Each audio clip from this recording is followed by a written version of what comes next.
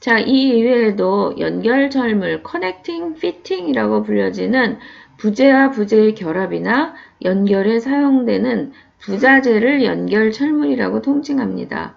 가구 제작에서 어떠한 연결철물의 부품을 선택하느냐에 따라서 제품이 얼마나 견고하고 또 얼마나 편리하고 얼마나 경제적이 되는가를 결정하게 되는 그러한 중요한 부품 중에 하나라고 할 수 있습니다.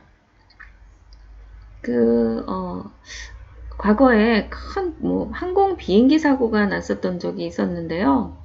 그 비행기 사고로 인해서 수많은 사람들의 인명피해까지도 있었던 아주 큰 사고였었는데, 나중에 사고의 원인을 체크를 해보니까 그 비행기의 외부에 그 바퀴를 연결하는 부분에 작은 나사못 하나가 조금 헐거워져 있어서 사고가 났었다는 그러한 그 사고의 그 원인이 이 나사못이었다라는 그러한 사례도 있듯이, 사실 그 가구나 또는 인테리어를 설계할 때 이 그 하드웨어를 결정할 때 많은 사람들이 간과하기 쉬운 부분이 바로 이 나사못의 선택입니다.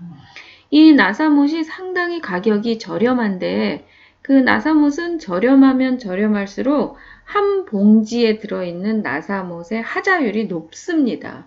그리고 또 나사못의 그 성분, 이게 다 금속으로 되어 있기 때문에 당연히 그 가장 단가를 낮춰서 저렴하게 만들려고 하겠죠. 근데 너무 저렴한 나사못을 사게 되면은 사실 어떤 나사못들은 쉽게 손으로도 부러지는 그런 나사못이 있을 정도로 그 합금의 성분 자체가 좋지 못한 나사못이 있을 뿐만 아니라 한 봉지를 샀을 때 하자율이 너무 높아서 결국 버리는 나사가 더 많고, 또 나사는 한 번 잘못 박게 되면은 그 부재에 손상이 가서 두 번째 박는 나사못은 헐거워질 수밖에 없습니다. 그래서 나사못을 선택할 때 진짜 그 나사못의 질이 좋은 질인지, 하자 발생을 유발하지는 않는지, 내가 선택한 이러한 그 부자재와 적합한지, 그래서 나사못을 신중하게 검토를 해야 되는 점에 대해서 여러분 실무에 나가서도 꼭 명심하시기 바랍니다. 이 나사못은 일반 못보다 2배가량의 지지력을 가지고 있죠. 그래서 인장을 받는 곳이나 하드웨어를 부착하거나 또는 분해가 가능한 곳에 사용합니다. 못은 한번 깊이 다 받고 나면 빼기가 어렵고 손상이 많이 가는 대신에 사실상 이 나사못은 정확히 받기만 하면 다시 분해했다가 다시 사용할 수 있기 때문에 나사못의 선택과 나사못의 작업 공정은 상당히 중요하다고 할 수 있습니다. 이 나사못의 종류는 나사못의 머리 모양에 따라서 납작머리, 둥근머리, 접시머리 이렇게 구분한답니다. 또 이 나사는 나사못의 구조에 따라서 나사산이 있는 것들이 있죠. 이렇게 돌기가 있는 것이죠. 그걸 나사산이라고 부르는데, 나사못 전체에 나사산이 다 들어가 있는 것도 있을 뿐만 아니라 나사 머리 부분에 나사산이 빠져 있는 그러한 나사못도 있어서 용도에 따라서 나사못도 그 철물의 종류나 내가 어떤 것을 결합할 것인가에 따라서 신중하게 선택을 해야 될 뿐만 아니라 정확한 용도를 알고 지정을 해줘야 되겠죠. 또 그 꼬줌촉이라는 것이 있을 수 있겠는데요. 이것은 이제 그 나무 꼬줌촉이라 그래서 오늘날에는 원목을 사용하다 보니까 그 부재와 부재의 결합 방식을 과거에 우리의 그 한옥 구조에서 사용했던 전통 결구 구조들을 많이 사용하게 됩니다.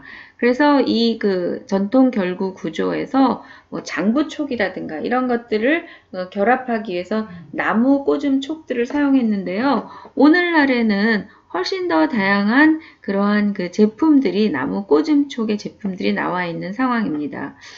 그래서 보통 통상 목다보라는 명칭으로 불리게 되고요.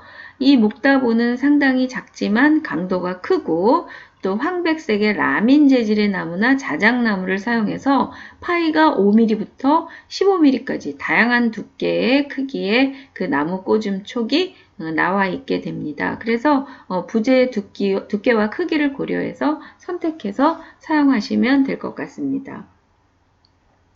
또 연결 철물 중에서 선반 꽂음 촉이라고 해서 다보라는 명칭이라든가 뭐 이런 다양한 명칭으로 부르게 되죠.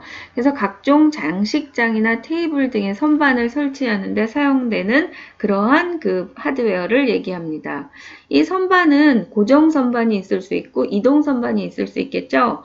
그래서 고정 선반에 사용하는 그러한 그 연결 철물에는 미니픽스, 뭐 라픽스, 또 뭐 짱구 볼트, 너트 이런 것들을 사용해서 몸통과 선반을 고정시키게 되죠. 그러나 이동식 선반은 선반의 높낮이를 조절하기 위해서 좌우측판에 선반 꽂음촉 등을 부착하게 되는 것입니다.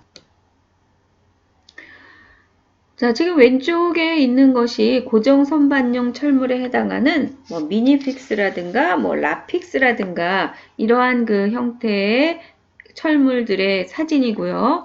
오른쪽에 있는 것이 이동식 선반을 고정하기 위한 다보라고 불려지는 그러한 꽂음촉에 해당한다고 할 수 있겠죠. 자, 미니픽스는 볼트와 케이싱으로 이렇게 화면에 보이는 대로 볼트와 케이싱으로 이루어져 있습니다. 구성되어 있습니다. 그래서 이 미니픽스는 여러 가지 각도로 부재와 부재를 결합할 수 있는 장점을 가지고 있습니다. 그래서 천판과 지판, 지판과 측판 이러한 것들을 결합하는 데 많이 사용하고 있고요.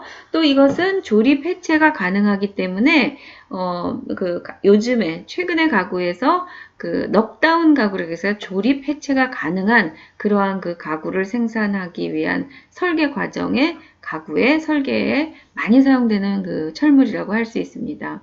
상당히 조립 방법은 간단하고 또 규칙적으로 판재에 이 미니픽스의 볼트와 케이싱이 들어갈 수 있는 정확한 위치에 보링을 해줘야 되는 그러한 단점은 있긴 하지만 동일한 제품의 대량 생산이 가능할 뿐만 아니라 조립과 해체가 자유로워서 현장 설치가 가능하다는 장점을 가지고 있습니다.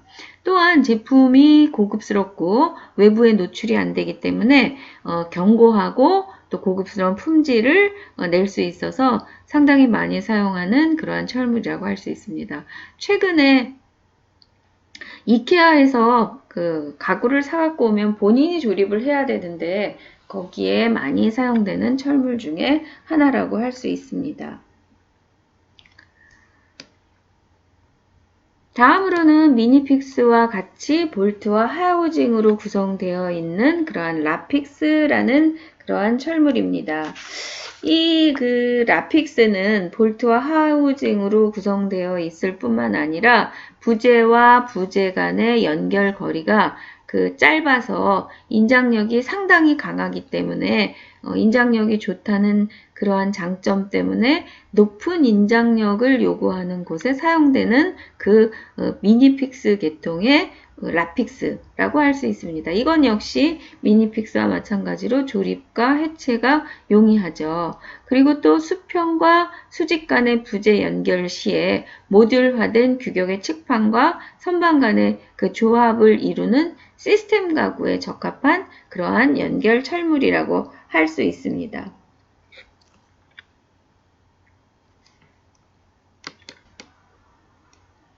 자, 다음으로는 수대, 플랩스테이라고 불리는 그러한 철물을 들 수가 있겠는데요. 이것은 문짝을 열어서 90도를 유지하는 기능의 철물입니다. 이 플랩 경첩만으로는 하중을 지탱하기 힘들 경우에 추가적으로 부착하는 철물이라고 할 수 있습니다.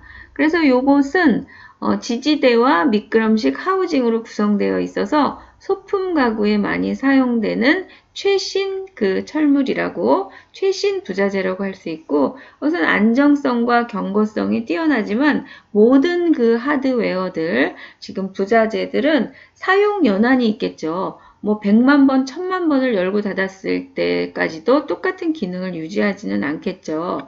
그래서 이 가구를 설계하거나 디자인할 때 어떤 그 하드웨어를 사용해서 기능을 줄 것인가, 또 뿐만 아니라 사용을 많이 한 후에 이 하드웨어를 교체할 수 있는 그러한 유지 보수 측면에서도 이 하드웨어를 선택해야 되는 그러한 그 측면이 있기 때문에 설계 시에 유지 보수 측면의 검토도 당연히 필요하다고 할 수 있겠죠. 이 이외에도 굉장히 많은 가구에 사용되는 하드웨어들이 있습니다. 뭐 쉘프 서포트라든가 커넥팅 볼트와 너트, 또 레치와 캐치, 손잡이, 아까 손잡이는 했지만 다양한 더 다른 손잡이들이 있을 수 있고요.